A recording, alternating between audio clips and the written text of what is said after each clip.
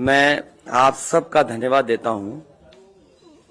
अचानक आपको बुलाना पड़ गया और ये जानकारी हमारे लोगों को भी नहीं थी कि इस तरह की बात होगी। हालांकि ये सूचना मिल रही थी कि लखनऊ से जो मुख्यमंत्री उनके सबसे बड़े अधिकारी हैं और प्रमुख सचिव का जगह जगह फोन जा रहा है कि जहां भारतीय जनता पार्टी हारे वहां पर काउंटिंग स्लो करिए। मुख्यमंत्री के प्रमुख सचिव डीएम्स को फोन कर रहे हैं कि जहां बीजेपी हारे वहां पर काउंटिंग स्लो होनी चाहिए। और यही नहीं, अगर हम पिछला चुनाव देखें तो जो भारतीय जनता पार्टी की हार हुई है 47 सीटें ऐसी हैं जो 5000 के अंदर कम वोट में हुई हैं।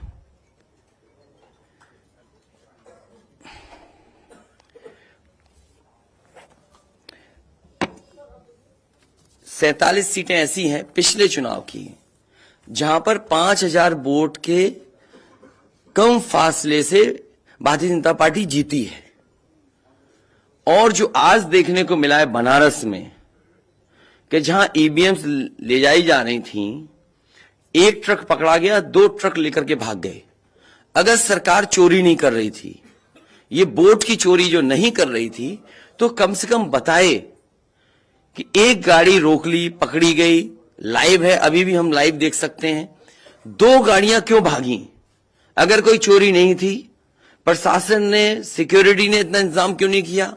इतनी फोर्स है, अभी इलेक्शन की फोर्स गई नहीं है यूपी से, तो आखिरकार अधिकारी क्यों नहीं कर रहे थे? क्या वजह है कि बिना सिक्योरिटी, बिना इतने इंतजाम के ईवीएम्स जा रही हैं? और ईवीएम्स के बारे में ये मानना है कि किसी भी वेयर हाउस में रखी हो या किसी भी स्ट्रांग रूम में रखी हो, तो बिना प्रत्याशी के जानकारी के आप मूव नहीं कर सकते हैं। अगर आपको ईवीएम्स को मूव करना है तो कम से कम जो प्रत्याशी चुनाव लड़ रहे हैं उनकी जानकारी में होना चाहिए। और सोचिए, मुख्यमंत्री आवास से प्रमुख सचिव, मुख्यमंत्री जगह जगह फोन कर रहे हो और डीएम्स को बता रहे हो। ये घबरा गए उसी दिन जिस दिन अखबारों में कुछ जगह आया कि कहीं पार्क की सफाई हो रही है, कहीं घर की सफाई हो रही है। और आप में से वो लोग हैं जो जमीन पर घूमे, जो जमीन पर चुनाव चल रहा है, वो भारतीय जनता पार्टी के खिलाफ था, जनता के अंदर नाराजगी थी। ये जो कल एग्जिट पोल आए हैं, मैं एग्जिट पोल पर बोलना नहीं चाहता था, लेकिन जो एग्जिट पोल आए हैं वो कहीं ना कहीं परसेप्शन ये क्रिएट करना चाहते हैं कि हां भारतीय जनता पार्टी जीत रही है, जिससे वो चोरी भी करें अगर, वो भी ना पता लगे कि हां चोरी हुई है। इसीलिए अगर हमने वोट दिया है तो मैं अपने नौजवानों से, किसानों से और आम लोगों को कहूंगा कि उतनी हमारी जिम्मेदारी बनती है कि वोट को हम बचाएं। अगर वोट नहीं गिना जाएगा तो लोकतंत्र कहां जाएगा? और ये लोकतंत्र की आखिरी लड़ाई है। मैंने कई बार कहा कि उत्तर प्रदेश का चुनाव लोकतंत्र की आखिरी लड़ाई है। इसके बाद तो जनता को क्रांति करनी पड़ेगी, तभी बदलाव आएगा। इसलिए मैं अपने पार्टी के लोगों से और जो सच्चे ईमानदार, सच्चे सिपाही हों, सच्चे अधिकारी हों, सच्चे पत्रकार हों, कम से कम आगे आए और लोकतंत्र को बचाने के लिए खड़ा हों। और मैं अपनी पार्टी के लोगों से कहूंगा कि जब तक काउंटिंग ना हो जाए तब तक कम से कम ये नजर रखें और लगातार निगरानी रखें कि कैसे वोट बचाया जा सकता है, कैसे जहां पर मशीनें रखी हैं कोई किसी का आना जाना ना हो। ये लोकतंत्र के लिए बहुत ही खतरे का समय है। जो दल हार गया, अब उसके बस में यही है जो अब करने जा रहे हैं। ये जितने कुछ एग्जिट पोल हुए हैं वो इसीलिए हुए हैं कि अगर वो चोरी भी करें तो शायद नजर ना आए। अब ईवीएम्स पकड़ी गई हैं, बहाना कोई ना कोई अधिकारी बताएंगे कि हम ईवीएम्स इसलिए ले जा रहे थे। आखिरकार फोर्स के साथ क्यों नहीं ईवीएम्स जा रही थी? ये तो ईवीएम की एक बनारस की जो अभी भी लाइव चल रहा है वो घटना है। बरेली में एक स्ट्रांग रूम से बाहर नगर पालिका की कचड़े की गाड़ी में, जिसका नंबर UP25DT9166 में 3 बक्से सील पकड़े गए, जो सील बक्से थे। एक बक्से में सादा बैलेट पेपर था तथा 2 बक्से में मोहरें, रजिस्टर तथा सील करने वाला सामान था। करीबन 500 बैलेट पेपर पकड़े गए।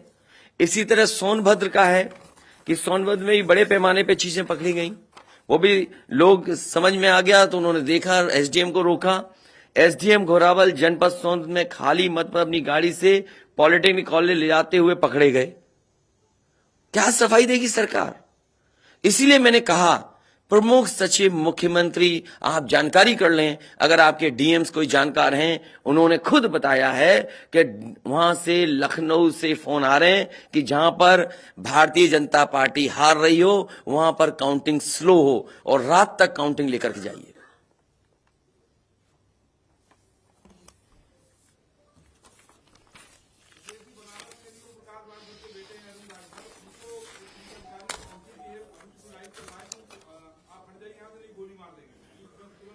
तो मैंने आपसे कहा कि ये लोकतंत्र का आखिरी चुनाव है।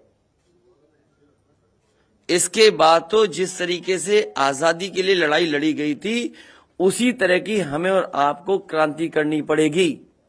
मैं तो अपने नौजवानों से अपील करूंगा कि जहां किसान इतने साल बैठे रहे, तब सरकार झुकी।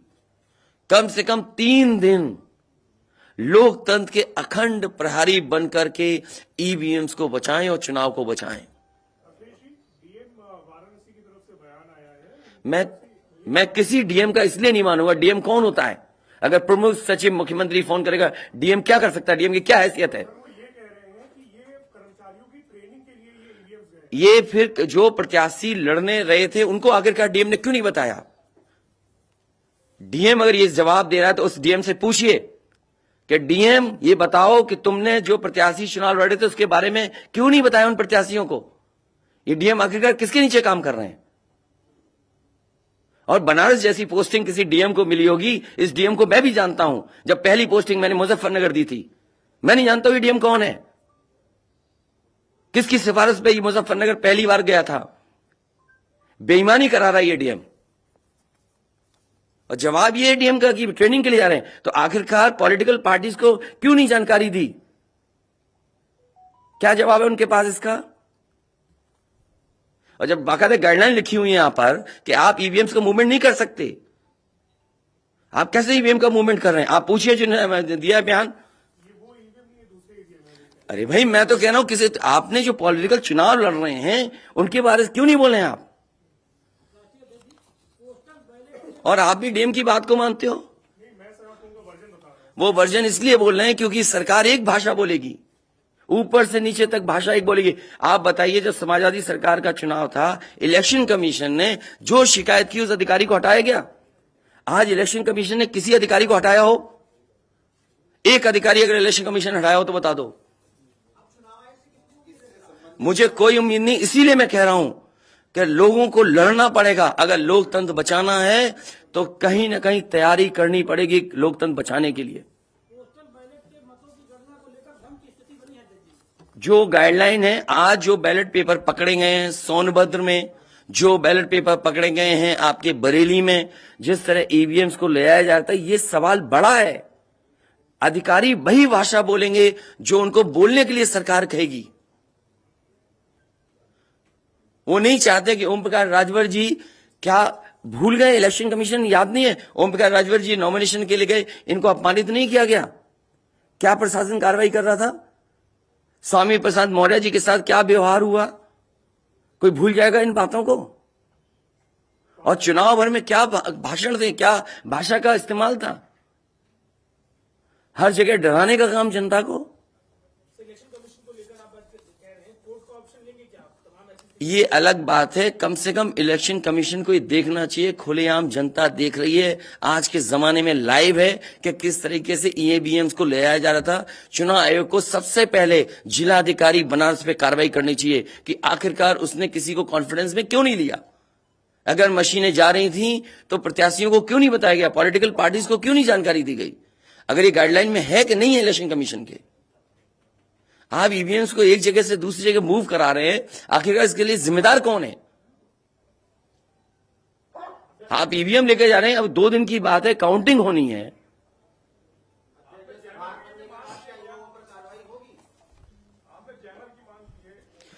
जैमर इसलिए कि कई लोग आशंका इस बात की व्यक्त कर रहे हैं कि हो सकता है कि टेक्नोलॉजी ऐसी हो जहां पर मैनिपुलेशन किया जा सके, इसलिए कहीं ना कहीं देखा जाना चाहिए इस बिंदु को भी। भारतीय जनता पार्टी के नेता लगातार कह रहे हैं कि ओम प्रकाश राजभर हो, स्वामी प्रसाद मौर्य हो, संजय चौहान हो, या जो कहें कि आपके साथ जो लोग आपके चुनाव में आपके साथ आए, आपके साथ चुनाव लड़े, उनको चुनाव नहीं जीतने देंगे, उनको चुनाव किसी भी कीमत पर हम हराएंगे। तो यही तो तरीका है, जो लड़ रहे हैं उनके बेटे ही तो लड़ रहे हैं चुनाव, जहां की वीवीएम्स पकड़ी गई हैं। और भविष्यवाणी एग्जिट पोल में कैसे आ सकती है? पॉलिटिकल लीडर्स जो बातें कहें, सत्ता के लोग बैठे हुए, वो एग्जिट पोल में कैसे दिखाई दे रहा है? प्रशासन और सरकार की जो चोरी है, इसमें एग्जिट पोल के टेलीविजन चैनल शामिल हैं। आपको ये देखना चाहिए, जो एग्जिट पोल कर रहे हैं क्या मुनाफे के लिए कर रहे थे? जो कंपनियां बड़ी बड़ी सर्वे का पैसा कौन दे रहा है उनको? और जो डेटा दिया है चैनलों को, फ्री दिया गया है कि उपहार में दिया गया है, वो अलग बिंदु है। कोई इतनी बड़ी एक्सरसाइज कर रहा है, उसका फाइनेंशियल बर्डन कौन उठा रहा है?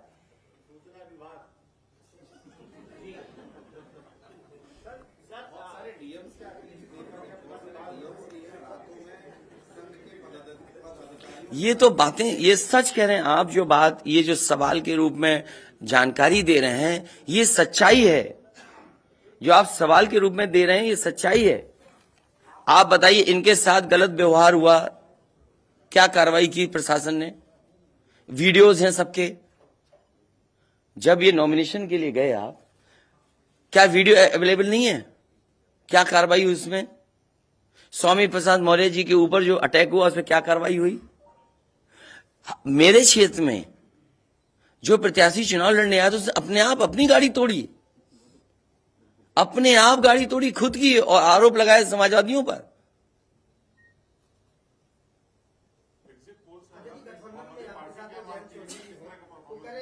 क्या करेंगे जब वोट को लेंगे? आगे वो कह रहे हैं शांतिपूर्ण मतगणना के लिए उन्होंने अपील की है। नहीं, शांतिपूर्ण मतगणना के लिए तो हम भी अपील कर रहे हैं, लेकिन सावधान रहें। अगर वोट दिया है तो वोट को बचाए भी तो सही। अगर ईवीएम्स खुली सड़क पे इस तरह जाएंगी, आप क्या उम्मीद करोगे? आपके बैलेट पेपर पकड़े जा रहे हैं। आपके लखनऊ में ही एक गाड़ी पकड़ी गई थी, उसके अंदर क्या क्या था?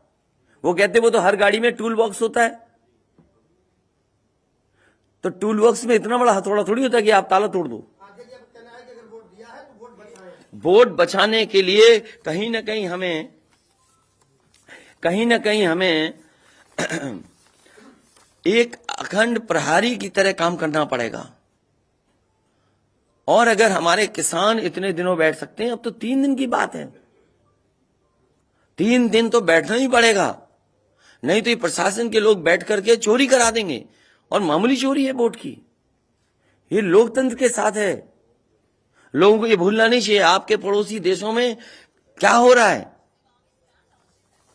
इसलिए मैं ये भी गाइडलाइन पढ़ना चाहता हूं कि जो ईवीएम की मूवमेंट के लिए जो मुझे जानकारी मिली है, वो मैं आपसे पढ़ना चाहता हूं कि all polled EVMs and all reserve EVMs after the poll shall be under cover of arm forces, arm police at all times.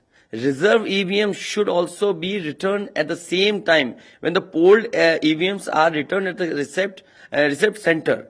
Reserve EVMs shall not be kept in the strong room meant for polled EVMs.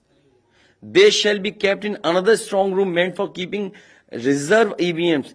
It must be ensured that all reserve EVMs are also deposited in the strong room meant for reserve EVMs at the same time when the polled EVMs are deposited in the strong room meant for the polled EVMs. तो EVMs के लिए बिल्कुल clear कहा गया है कि कैसे क्या होना है। और भाई जांच भी कौन करेगा? अगर डीएमई जांच करेगा तो क्या उम्मीद करोगे आप उसके लिए? इसके आगे जो पॉलिटिकल पार्टी हम तय करेंगे क्या करना है। अगर हमें कोर्ट का भी सहारा लेना पड़ेगा, लेकिन उससे पहले हम अपने पार्टी के कार्यकर्ता, नेताओं और जो हमारे सच्चे पत्रकार, सच्चे पुलिस फोर्स में लोग हैं या वो लोग हैं, उनसे भी मेरी अपील होगी कि कम से कम लोकतंत्र को बचाने के लिए आगे आए। कोर्ट से पहले मैं आप लोगों के माध्यम से अपील करना चाहता हूं, ऐसे तमाम लोग जो लोकतंत्र को बचाना चाहते हैं वो कम से कम आगे आए।